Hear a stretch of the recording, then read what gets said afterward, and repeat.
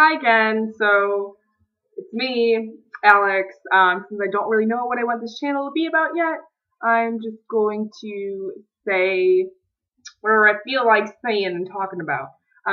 Also, please ignore my face. I mean, that is probably impossible because it's for YouTube. But I forgot all of my makeup at home in Chicago, and now I'm back in LA, and my parents are shipping it to me. They're very nice, but I still don't have it, so hashtag no makeup, hashtag no filter.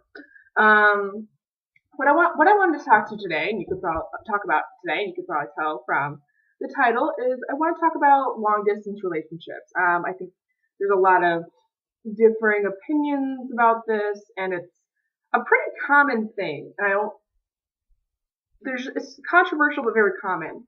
Full disclosure, I'm in a long distance relationship. I am dating a guy that I met in high school, and so he lives in my hometown, which is by Chicago, and now I live in LA. We started dating about 3 years ago, and I moved here to LA for about 1 year. I mean a year ago, so we've been long distance for 1 of 3 years that we've been together. So I think I like to think I know a thing or two. I have some good perspective. So basically, I kind of want to break this video up into 3 parts. Basically, the things that you have to do in order to be be able to survive in a long distance relationship. The things that suck about it and the things that don't suck about it. So just to start, I wrote it down. I made a little outline because I did a take one and it sucked. So I made a little outline. So hopefully this sucks less. Requirement 1. Trust. Trust is, why am I not looking at the camera? I want to look at myself, but I don't want to look like directly at the, okay. Sorry if I'm not making eye contact. I'm trying to. But yeah, trust is so very key.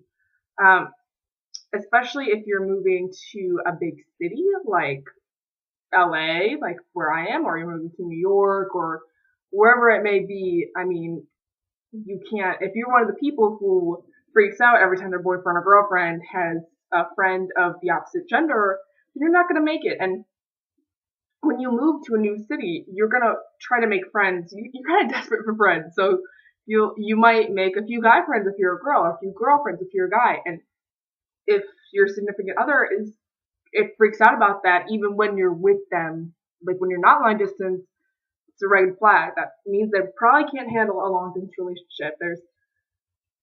There's a lot of temptation, there's a lot of this and that, and you just have to know that the other person isn't going to do anything, and that you're not going to do anything. You have to trust yourself too. So that's a part of it. The second thing that you pretty much have to have if you're going to be in a long distance relationship is independence. I mean, you can't just sit around with your boyfriend or girlfriend all day. You have to have your own friends. You have to maybe have a career if you have to be really focused on your career. You just have to, if you're the kind of person who can't go 2 weeks without seeing their boyfriend or girlfriend, that's going to be a problem. So you have to have your own life. You have to be your own person, and your significant other is just a part of the person that you are and not all of it. And the third thing that you absolutely have to have if you want to be in a long distance relationship is communication. That's so huge because, I mean, when you're together, you have a fight, you can just hug, cuddle, have makeup sex, what have you, and it's all better. But it's so much easier when you're in a long distance relationship to just shut the person out for 3 days. And you have to force yourself not to do that. You have to force yourself, if you're upset about something and you guys are fighting, you have to force yourself to be able to say, hey, I'm really upset about this. Can we, I think the problem is I'm sorry, I'm distracted by how my face looks. I lost my train of thought.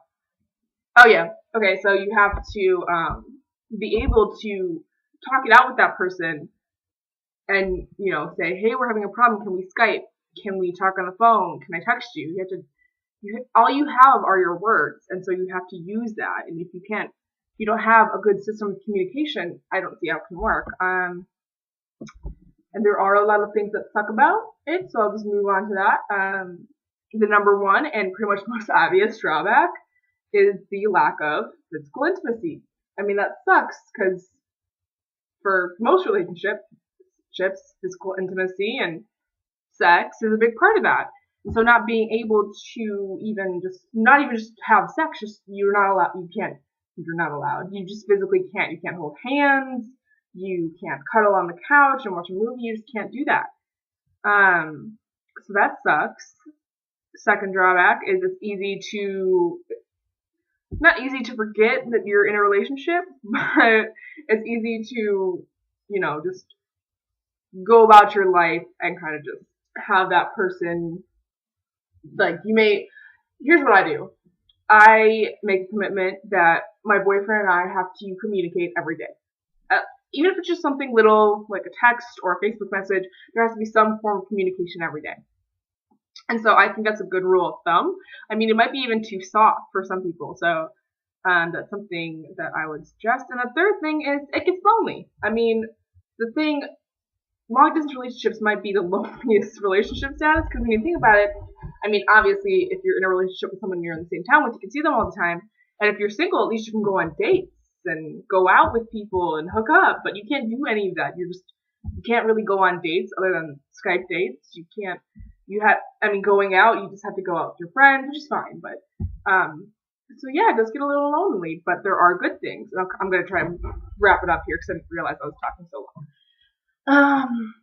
I mentioned communication, and a really good thing about long distance relationships are that you do improve. It's such a good practice in communication.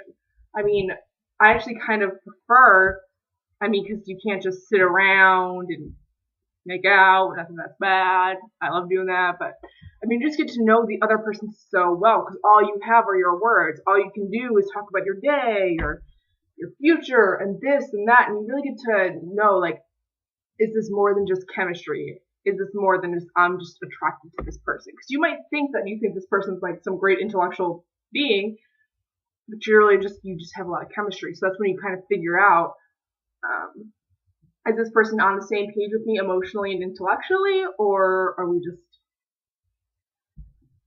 genitally compatible? That brings me to number 2 benefit. Yes, there is less physical intimacy, but when you finally get said physical intimacy, it is great. You haven't had any romantic physical contact for months, and then you finally see each other, and it's like a virgin Madonna. It's fantastic. It's great. And that's just the other thing. Sex aside, seeing someone who you haven't seen for months is just this great thing. You get used to seeing someone every single day, but when you don't see that person every single day, you appreciate it so much more when they're there. It's incredible. And the last benefit is, I wrote here test, it's a good test to your relationship. That doesn't sound like a good thing, but I will just say it, if you can make it, it really improves how secure you are in your relationship. And I think if you can make long distance work, you can pretty much make any problem that comes in your relationship work. I also want to say that there should be some kind of end game. If no one plans on moving to where the other person is at some point in the future, if you don't have even kind of a vague plan of where this is going to end, then I don't think it's going to work. But other than that, that's my views on long distance relationships. Maybe I'm a little biased because I'm in one, but yeah, let me know your thoughts in the comment section or something. So yeah, thanks for watching. Bye.